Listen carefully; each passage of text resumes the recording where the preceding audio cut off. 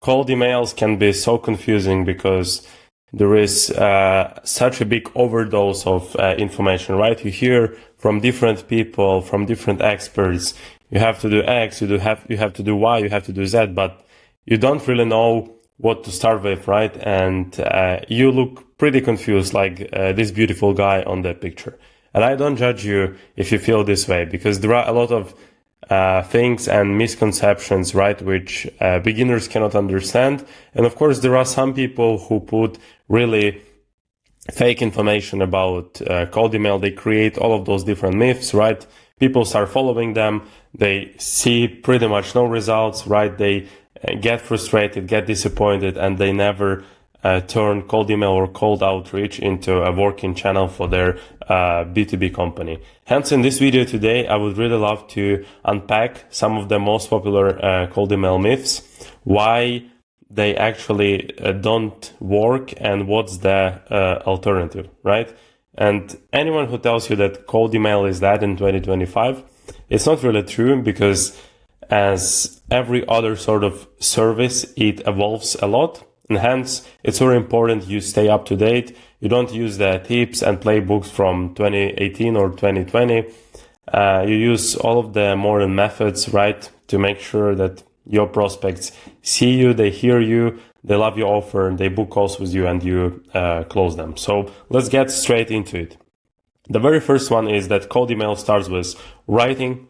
So cold, but actually it couldn't be like further from the truth, because cold email, it doesn't start with you typing out the messages, right? Or setting up the campaigns, adding the spin tags, all of those variables.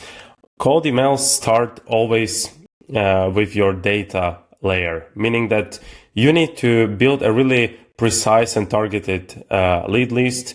You need to make sure that you score or qualify the leads. And the leads which fit your ICP, you can also add some additional layers of, for example, hiring intent, funding signals, industry shifts, tech usage, like whatever makes sense to you. So you not just have to build a really solid lead list. You don't just have to find people who fit your ICP, the right personas, but you also need to do manipulations on them. You have to enrich them.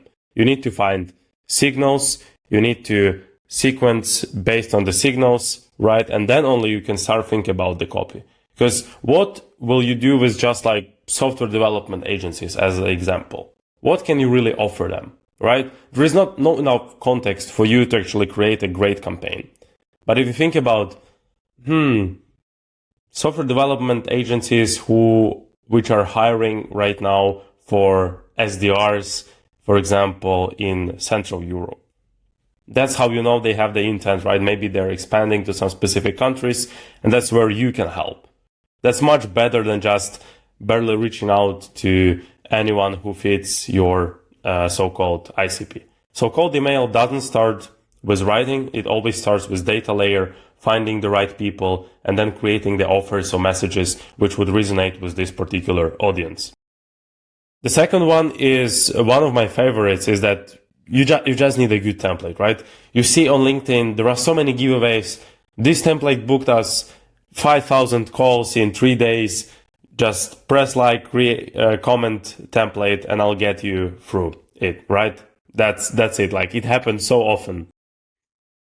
But again, the problem with the templates that, first of all, they die fast, because when you give those away, people start using them, and at some point they overuse them, meaning that they lose their sort of uniqueness, right? And secondly, with all of the templates, you always lose the context. You don't know what sort of enrichments, what sort of manipulations have been done before actually sending those emails. Hence, you just see like a tiny bit of the picture, but you don't see the whole scale, right? Hence, what I recommend to do is focus on the frameworks, which pretty much live forever, I would say. They never get old. One of my most favorite ones, that's what I've learned from my previous company where I used to work as the account executive, is the one which is observation, problem, elevator pitch, and call to action with some free value. We discussed it in our past videos. So pretty much in the first line, there is some sort of observation about the company, right? Then you do the problem statement, or even better, you ask them the poke the bear question, right? about their problem, which makes them more like emotional. Then you do your elevator pitch, and in the call to action, you offer them some sort of free value, lead magnet, sales asset, you call it. That's much better than just copy pasting all of the templates you see online. Also, the next thing, which is your offer is what sells. I mean, it might work in some cases. However, like there are so many people that claim that they have the best offer, right? Their product is so good, their offer is so good, and it pretty much sells itself.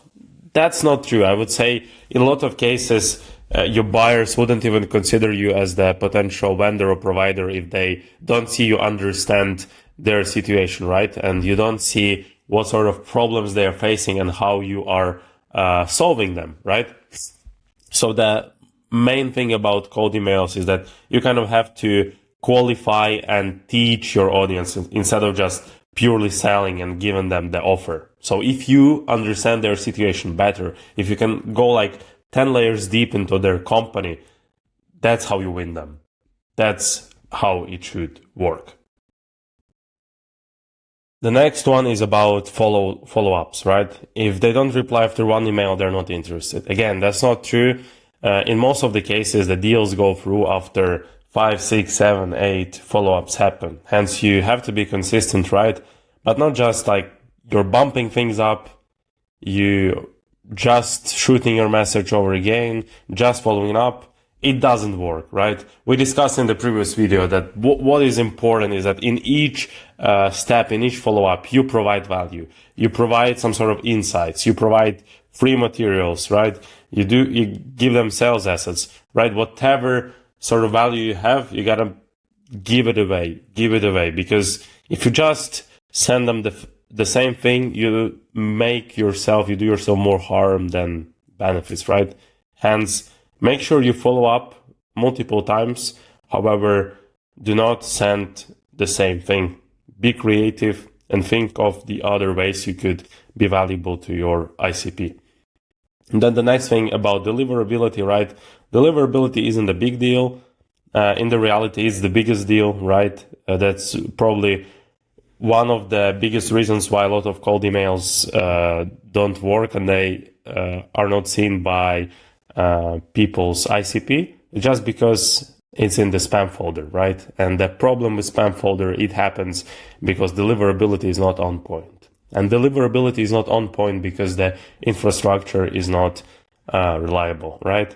Either you bought some bad domains, you didn't do the warm-up, or you don't check your reputation, you don't make sure that the domain health is on point and everything's on point. So I believe I really need to make a separate video about how you can track the domain health, because that's important. However, on my channel, I already have a video about infrastructure, how to set up, what tools you have to use. I personally use PrimeForge, I use MailDose, and use Instantly. So you can buy from multiple providers. Your email infrastructure is diversified. You warm it up correctly, and it allows you to send good volume of cold emails, right, without ever worrying about your deliverability. And then the next thing is that reply rate means success. Again, a lot of screenshots on LinkedIn, right? Oh, we got like 25% reply rate, 50% reply rate, or even some crazier numbers. I mean, it's a great metric, of course. It shows at least that people see your emails. But if half of those replies are not interested, what's the point of those replies, right?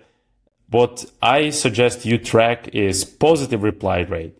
So instead of just tracking replies, track positive ones. How many are of those are positive, right?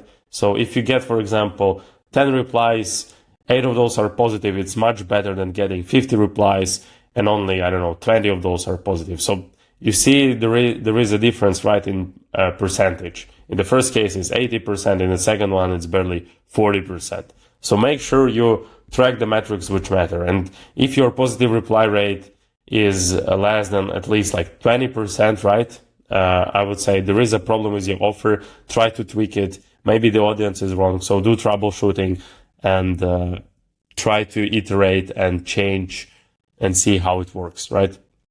The next thing is that everyone should use the same tools. I personally am advocating for a couple of tools which I really use on my daily basis. However, it's personally for me, of course, I share them with other people. However, it still depends on your situation, because solo sales rep doesn't equal agency, doesn't equal RevOps team, because different teams need different tools. So make sure that your tech stack, of course, is not bloated, but you also have freedom to kind of test out different tools, see how they work in your different workflows, right? See how they fit there. And based on that, you can either approve of the tool or disqualify them and quickly get rid of them. So if you hear about some great tools, make sure you test them out. But if they don't work for you, don't try to make them work for you. That's the logic. And also, the last thing for today is that cold email is about persuasion. It's definitely not about trying to persuade people. It's more about qualify people, right? So you made all of the enrichments, right? You found, as you think, a great audience for your offer. Now is your time. It's your time to reach out to them. You send them the offer. You try to offer them value, right? But some of the people say, yeah, I'm not interested. And that's totally all right. I mean, it means that they are not interested in your offer, and in some ways they're not qualified for it either. So don't try to persuade them, send them like message, oh, but we are so good, you know, you have to try us. We are so good, we'll literally change your business. Don't do it. Try to qualify people. Only 3% of your market is ready to buy right now. So your goal is to focus on those, but also at the percentage which kind of in the middle, right? Because there still will be in that 50% or 60%, there still will be a lot of people who might buy from you, right? But you don't have to persuade them. You either have to qualify them. If there is intent, right? If they are in the market, if they might consider your offer, they'll reply positively, believe me. But if they don't, just don't trust the process, right? Don't try to press them or anything like this. Just try to qualify, right? Try to filter. Do not chase them. That's kind of psychology and dynamics which have to happen in cold email world. Even though you're reaching out to them, but still, you don't have to persuade them. If they don't like what they see, that's all right. You can reach out later. Maybe the timing isn't right. You don't know what happened, right? So don't stress about it. And to kind of sum the things up, what I wanted to tell you is that cold email in 2025, 26, 27, it's all about system, right? It's the system game. So the winners, they're not even the best copywriters. They just operate smarter, right? So they build all of the layers starting from the infrastructure, then thinking about their audience, offers, then maybe the copy, right? How they follow up. And based on those layers, they succeed and they don't have to worry about inbox luck again. So think about the ways you could build like the systems for your cold email channel, right? Think about 4 to 5 core parts of it, which have to be dialed in. Work on those basics, and I'm sure that you will be better than 80% of your competition, right? So that's it for today's video. I hope you enjoyed it. Again, let me know in the comments what you think. If there is any other topic which you would like to have a video on, and I'll record it for you. Also, if you want some more content about GTM, sales, cold email, like rev operations, feel free to follow me on LinkedIn. You can also ask any questions there. I'm always answering, and we can even chat. I'm always happy to help. And then see you in the next video. Ciao.